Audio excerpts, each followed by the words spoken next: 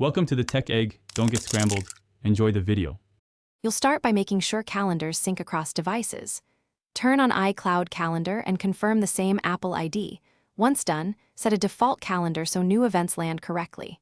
Next, define your working hours and choose alert lead times that fit your routine. Create 2 to 4 color-coded calendars, for example work, personal, family, projects, and assign clear colors. This gives immediate visual sorting and prevents accidental bookings. Then create one sample event to confirm colors and default alert behavior. Now build repeatability and precision into your system. Create repeating events and save a template event you can duplicate. That's faster than rebuilding meetings each week. Add travel time and estimated durations so notifications appear early. Set a secondary alert for critical items.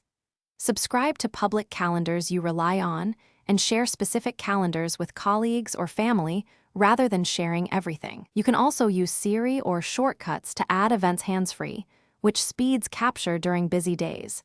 Make sure finish by making maintenance a habit. Review calendars weekly, archive completed projects, and export iCloud backup before major changes. Once done, verify iCloud sync status and that each device uses the correct time zone and default calendar. These are common causes of missing events. If events don't update, force a sync, sign out and back into iCloud, or reset networking. As a final tip, check for duplicate calendars causing conflict. These steps close the loop and keep your Apple Calendar reliable and tidy.